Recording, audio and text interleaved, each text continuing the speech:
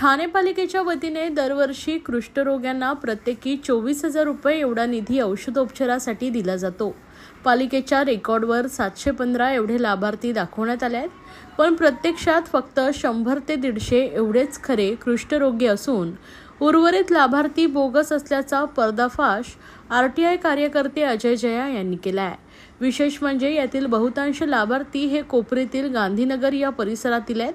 तेथे पूर्वी कुष्ठरोगांची वसाहत होती, मात्र गेल्या काही वर्षात त्यांची संख्या कमी झाली आहे। तरीही वर्षानुवर्षे ठाणे महापालिका प्रत्येकी 24,000 रुपये लाभार्थ्यांना देते। कुष्ठरोग्यांची संख्या कमी असताना कोणतीही पडताळणी न करता बोगस लाभार्थ्यांवर कोट्यवधी रुपयांची खैरात का केली जाते असा सवाल अजय जया यांनी उपस्थित केला आहे। गांधीनगर भागात 100 ते 150 खरे कुष्ठरोगी असताना उर्वरित लाभार्थ्यांनी निधी लाटण्यासाठी नरेश मस्के यांच्या सांगण्यावरून बोगस प्रमाणपत्रे मिळवली असल्याचा आरोपही त्यांनी केला आहे। नौपाडा कोपरी प्रभाग समितीमधील पालिकेचे अधिकारी अकबर शेख हे मस्के यांच्या सूचनेनुसार संबंधितांना निधीसाठी अर्जाचं वाटप करतात। नंतर सिव्हिल हॉस्पिटलमध्ये एलेक्स फर्नांडिस ही व्यक्ती बोगस प्रमाणपत्र बनवून देते, त्यासाठी पैसेही घेतले जातात असा आरोप अजय जया यांनी केला आहे। महापालिका आयुक्त सौरभ राव तसेच पोलीस आयुक्त आशुतोष डुमरे राष्ट्रीय आरोग्य विभागाकडे या प्रकरणी ऑनलाईन तक्रार अजय जया यांनी दाखल केली आहे। ठाण्यामध्ये तुम्ही खूप भ्रष्टाचार बघितलं असेल, पण हा सर्वात घाणेरडा भ्रष्टाचार आहे। त्या संदर्भात तुम्हाला मी आज माहिती देणार आहे।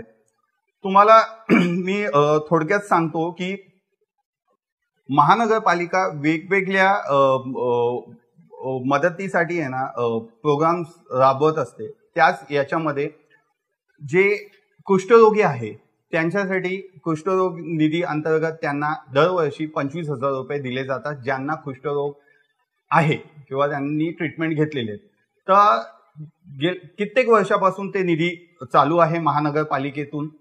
तर या निधी संदर्भात जेव्हा आम्ही काम करत असताना माहिती घेत असताना याचा आम्ही पूर्ण दस्तावेज मागितलं, त्याच्यामध्ये किती लाभार्थी आहे याची माहिती आम्ही काढली। त्या माहिती अंतर्गत हे त्याचे लिस्ट आहेत। अंदाजे 710 लोकांचं नावं आहेत आणि 700 लोक हा कोपरी विभागातील गांधीनगर विभागातील लोक आहेत। तर या तपशील बघितल्यानंतर त्याच्यावरती आम्ही काम करत असताना आम्हाला हे लक्षात आलं की याच्यामध्ये 100 ते 150 लोक फक्त जेन्युअनली ज्यांना लेप्रोसी झालेला आहे, कुष्ठरोग झालेला आहे, बाकी लोकांचं फेक डॉक्युमेंट बनवून हे पैसे उकळण्यात आले आहेत। महानगरपालिकेला फसवणूक करून ते पैसे त्यांच्या अकाउंटमध्ये आलेले आहेत। याच्यात मेन सूत्रधार म्हणजे ठाण्यातली माजी महापौर नरेश मस्के आहेत, असं माझा थेट आरोप आहे। कारण असं आहे, हे पूर्ण जे आहेत लोक ते गांधीनगर विभागातील त्यांचे वॉर्डचे लोक आहेत आणि आम्ही जेव्हा या सगळ्या गोष्टीवरती काम करत असताना आम्हाला याचं पूर्ण खात्रीपूर्वक माहिती आम्हाला मिळालं की ह्या सगळ्या गोष्टीचा जो रॅकेट मोठ्या प्रमाणात चालू आहे हे या लोकांनीच केलेले आहे। हे रॅकेट कशा पद्धतीने चालतं हे तुम्हाला मी सांगतो। समजा एकाला त्यांच्या कार्यकर्ते असतील किंवा त्यांचे जे चटरपटर असतील तर त्यांना हे फायदा देण्यासाठी हे काय करतात, अकबर शेख म्हणून कोपरीमध्ये एक अधिकारी आहे, त्या अधिकारीला हे मेसेज पोहोचवतात, तेव्हाच त्यांना हे फॉर्म दिले जातात। कुष्ठरोगांना जे लाभ देण्याचा जो फॉर्म असतो ते त्यांना दिले जातात। त्यानंतर ते अलेक्स फर्नांडिस म्हणून आहे सिव्हिल हॉस्पिटलचा, तो त्यांना माहिती देतो आणि तो फेक डॉक्युमेंट बनवतो, म्हणजे सर्टिफिकेट बनवतो। अलेक्स फर्नांडिस हा त्याच विभागामध्ये गांधीनगरमध्ये राहणारा रहिवासी आहे आणि त्यानंतर तो त्याचा मोबदला म्हणून पैसे घेतो त्यांच्याकडून, ज्या कोणाचं त्यांनी फेक डॉक्युमेंट बनवलं। त्यानंतर महानगरपालिकेतून त्यांना 25,000 रुपये मिळतात। अशा प्रकारे वर्षानुवर्ष या लोकांनी कुष्ठरोगांसाठी जे पैसे अलॉट केलेले आहेत ते त्या लोकांनी बाहेर म्हणजे त्यांच्याकडे घेतलेले आहेत। आता तुम्ही प्रत्येक गोष्टीमध्ये भ्रष्टाचार करता हे आम्हाला माहित आहे, पण कुष्ठरोगांचं पण पैसे तुम्ही खाता, म्हणजे एवढं नीचपणाचं काम जर तुम्ही करत असाल तर खूप घाणेरडा विषय। आता याच्यात त्यांनी कोणाला लाभ दिलाय, म्हणजे हे जे 150 लोक जे जेन्युइन आहेत त्यांचं सोडून जे बाकीचे लोक आहेत ते यांचे कार्यकर्ते म्हणा किंवा यांचे जे संबंध ठेवणारे लोक आहेत त्यांना यांनी हे फायदा पोहोचवला।